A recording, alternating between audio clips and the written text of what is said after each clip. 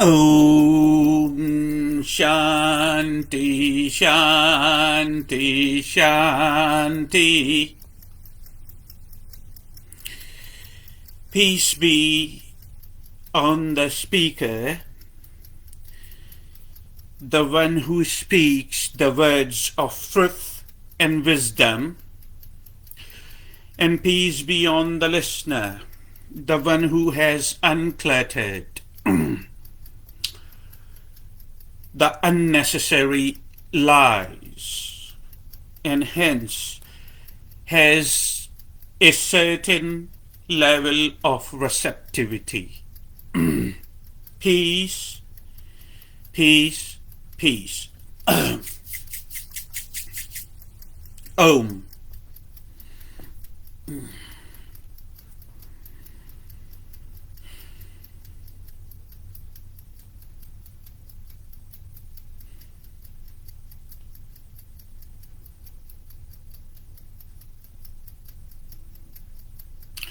You have heard of Maharishi Mahesh Yogi? Does the name ring a bell in your awareness or in your memory, whatever you want to title or call it?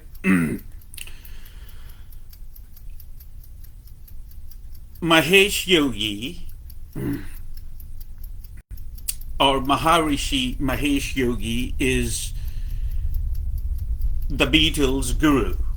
The reason I said is, he passed on, but is actually indicates that he is at present. He still is, because he has passed on, but he was the one who did a tremendous amount of work with Beatles, and he was their guru and also a Hindu yogi.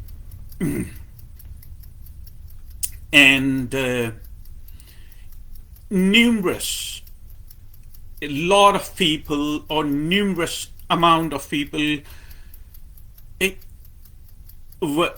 brought clarity in their awareness because of his truth and wisdom.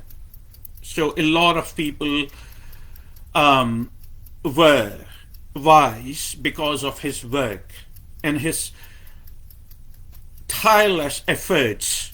That's the dream of the yogi, to see the unity, and the dream of the yogi is to see peace and people are getting along with each other, and hence we can claim the paradise we have lost.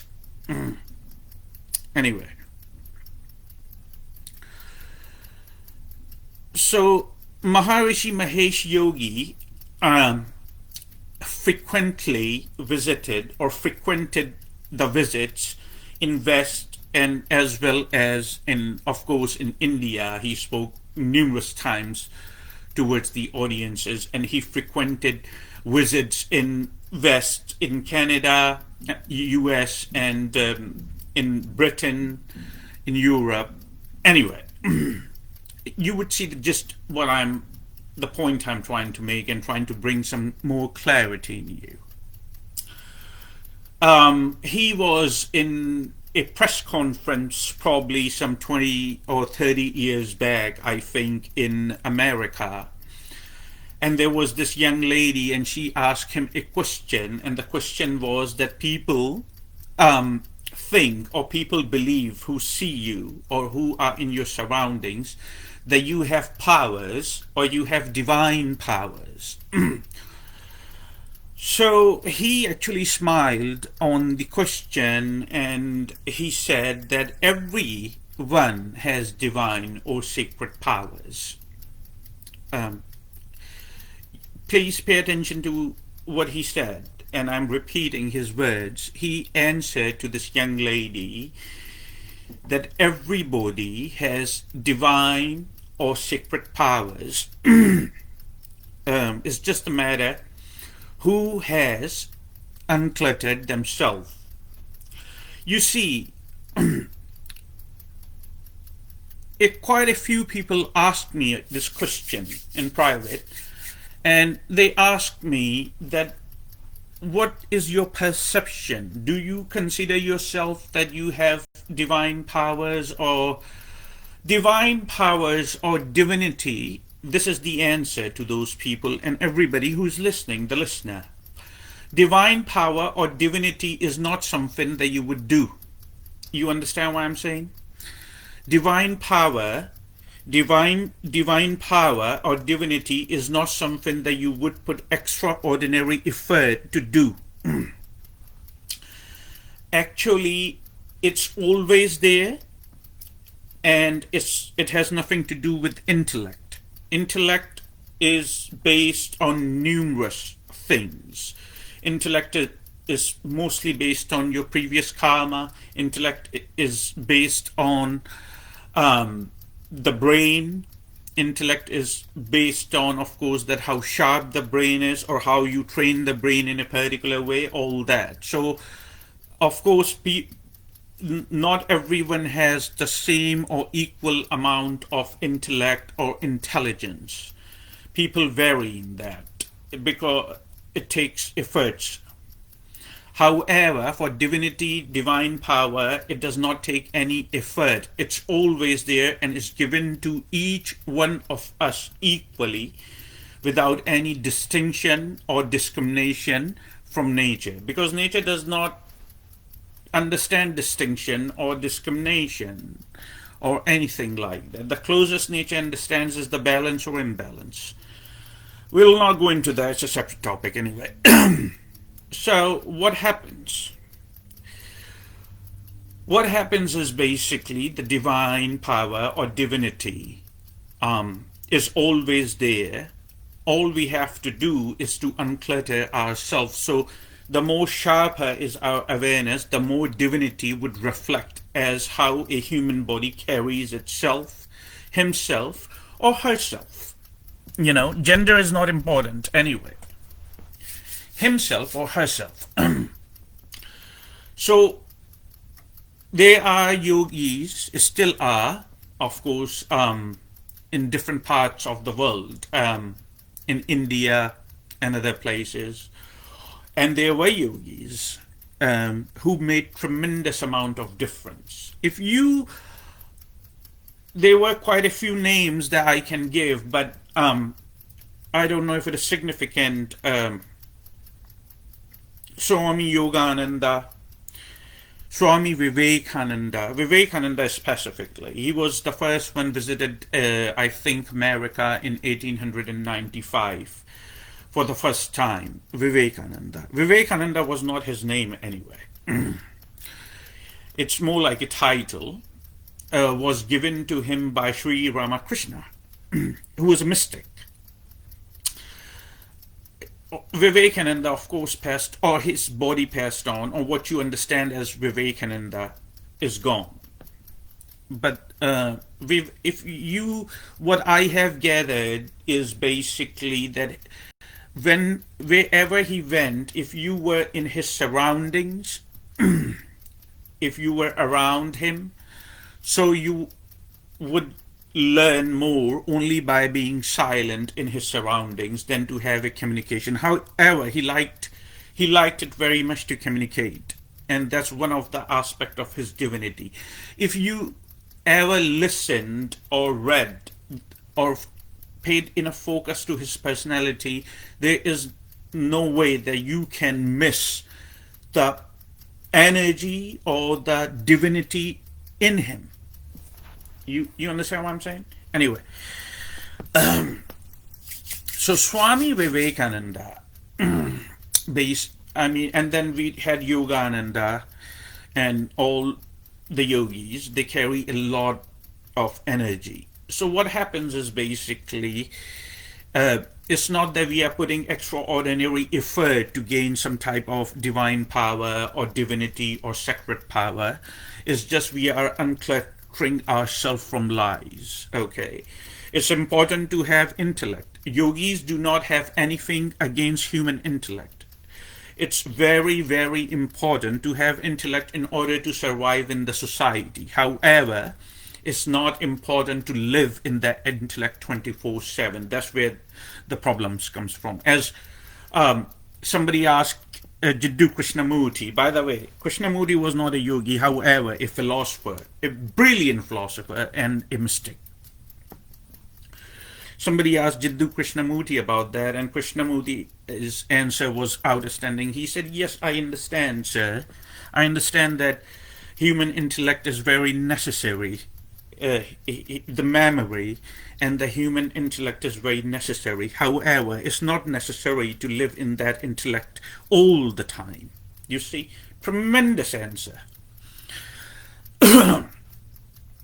Anyway, so what happens is basically that anyone we come in contact with, all our upbringing, the society, the parents, the siblings, the friends, or anything, it happens to all of us. It's not that it's happening exclusively to one person, or is going to happen exclusively to a few people. It is how it is. There is nobody to blame because everybody seems responsible equally for that. So anyway, so what happens basically that anyone we come in contact with through our five senses, they try to hook our attention, not knowingly even they are hooking our attention. It's happening to all of us. From each other, through each other, we try to hook each other's attention to different things, okay? And then if you are not fully aware, if you are not fully alert of yourself, then what happens is basically you think this is real. However, if you are alert, if you have gained a certain level of receptivity and alertness in you through yoga and meditation, and you are more clear, you can see that right there and right now that the person is trying to hook the attention, you see. So it takes tremendous amount, however, to effort to it takes tremendous amount of effort, but it is very possible. That's a great news, by the way. There is no need to be disappointed or feel hopeless.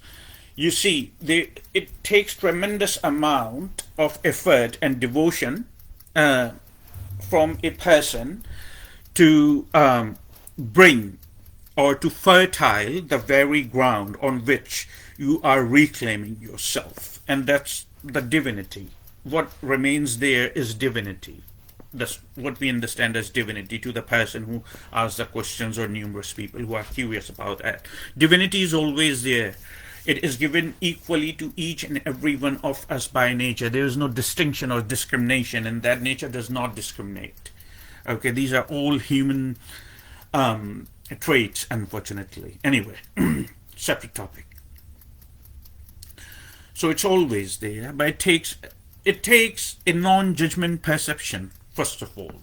The very first thing we learn from the society, and it happens to each one of us, is to judge people. You see, as soon as we see somebody, as soon as we see somebody, as my mentor Don Miguel Ruiz says, not only I see the person, I judge the person and I qualify the person. You see how rapidly everything goes.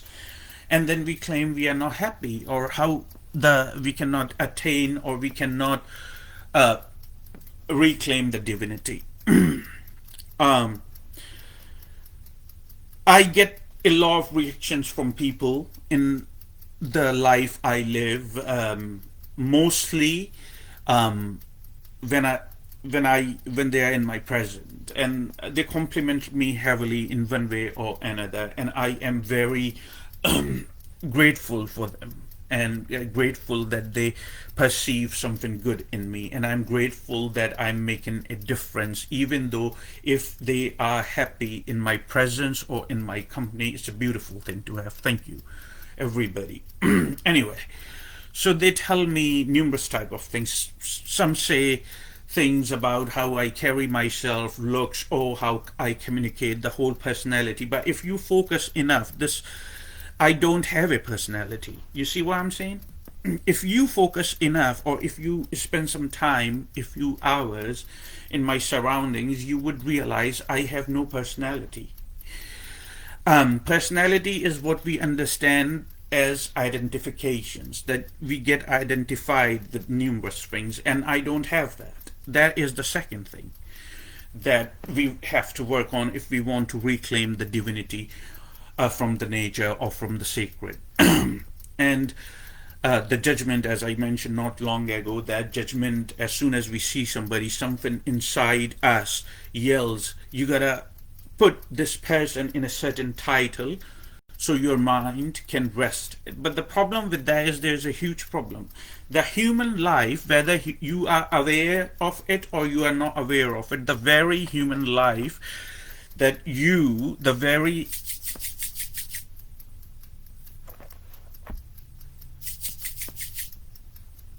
human life that you are living is the life of conditioning and domestication. Any time when you um, see somebody, something yells inside you that you gotta title this person and you gotta judge this person, you gotta, because mind, the human mind wants security. You would feel more secure when you understand the person more. However, you need to understand it's not going to make any difference, because what you understand or title that person as is mostly a lie. That's the problem. The human, what you, how you are perceiving a separate person is basically not true, or for the most part is mostly a lie. The person is not happening in the way you are perceiving. You are perceiving everything through everything that you know, and the person is happening in the way the person is happening. So there is a huge difference between how the truth is happening or how you perceiving the truth is happening. There is a contradiction right there. So when there is a contradiction, there is, of course, a restlessness in the mind. So it's not important to judge somebody. Please remember and know in your mind that even if I title this person or try to put a title on this person, that is not true. It's not the truth, because the person is happening in a different way. But how I am perceiving the person is entirely different than the person is happening. Please know that.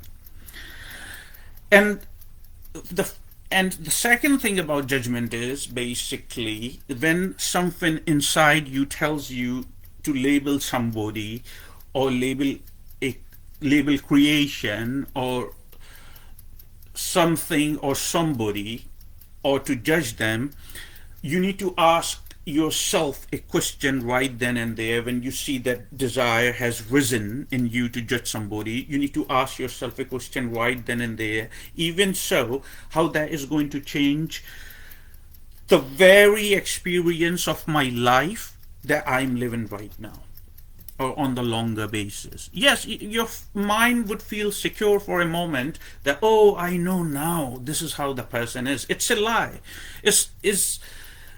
We don't ever focus. It's not important for us what we are perceiving, whether it's true or not.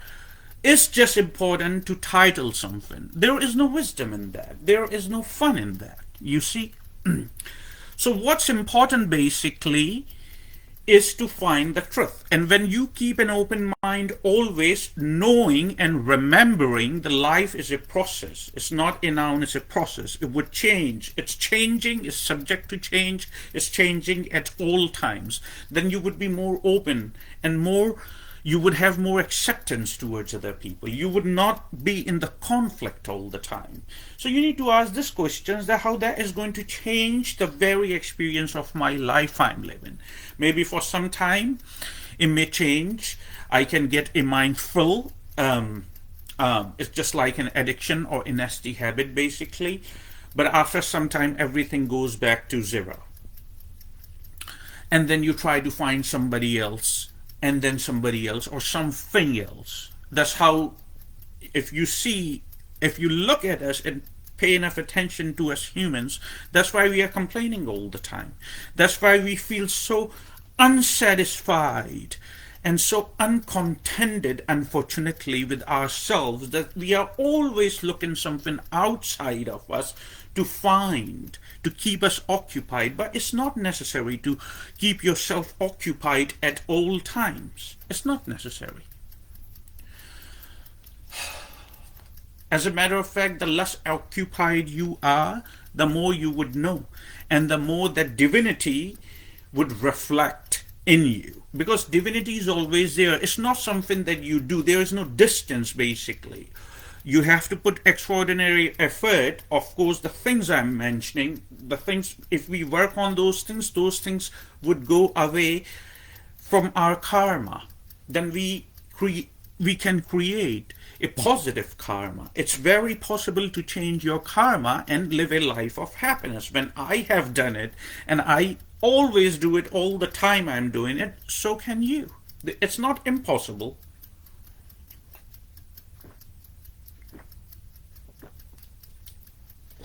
Anyway, so first thing is that then no, in the beginning, when you start the practice of non-judgment, you would understand that in the beginning you would feel in a few days a little restless, but after that your mind basically would come to terms with it and would come to peace. Absolutely.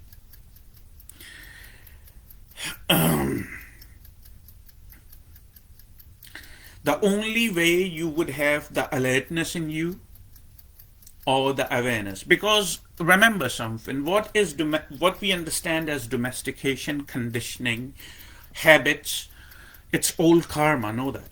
On the bigger scheme of things, if I have to put one title on it, I would say on the bigger scheme of things, it's old karma. And what we are trying to do, we are trying to change our karma. We are trying to let go of the negative energy or the negative karma, and we are replacing it with positive karma, the karma which works in, and the karma which is more practical for you. So, in the beginning, you would feel a little restless because you are letting a nasty habit go, but after that, your mind would come to terms with it, and then it would become the part of you. The second thing we do about that is we become more receptive. How we become more receptive is when we are open, when we are not drawing a line based on one incident, one accident, or one bad experience. You see, somebody says first impression is the last impression. I'm not entirely sure if I agree with that. You see what I'm saying? I'm not entirely sure about that. I'm sure it was some human, or I'm sure it was somebody, a man of intellect or a woman of intellect, who said that. The first impression is the last impression. It means that if somebody could make a right impression, because of course you do not know what they are going through, the entire process, the whole background, the culture, everything. There are so many things there to count.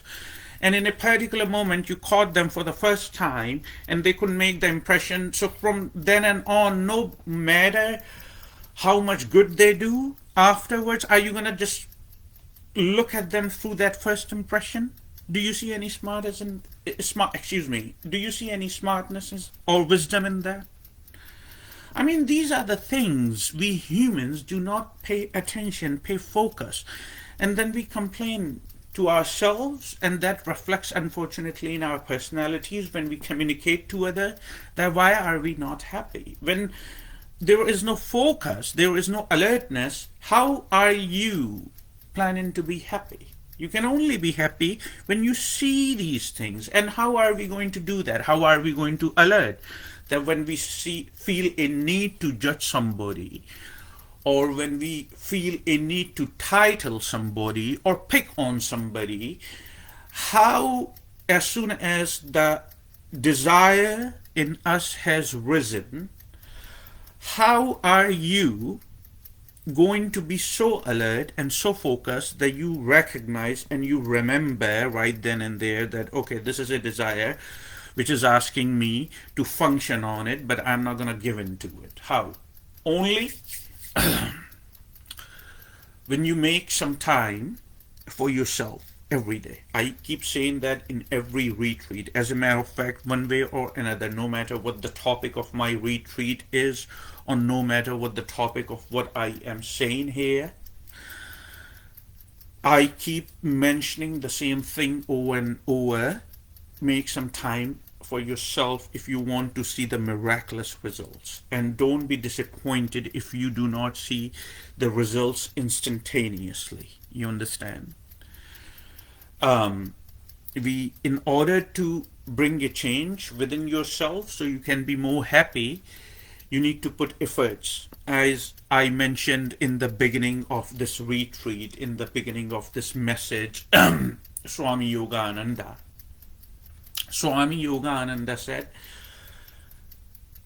in order to make a change or in order to bring a change in you, you have to make the efforts. This is the time and this is the place to do it. The time is now, and this world is the place to do it. You see, we think we are going to get more chances, or as Gautama Siddhartha Buddha said, you think that you have time. Like we all living in an illusion, unfortunately, that we think that we have time. That's what Buddha said. That you think that you have time. No. To do the good thing, to do the right thing, to start the path towards sacred or divinity, there is no good time in the future. There is just now. If you want to start to bring the change, to make the change in yourself, the time is now. You heard that, didn't you? Okay, yes. All right, thank you so much for watching. I hope this message is clear to you.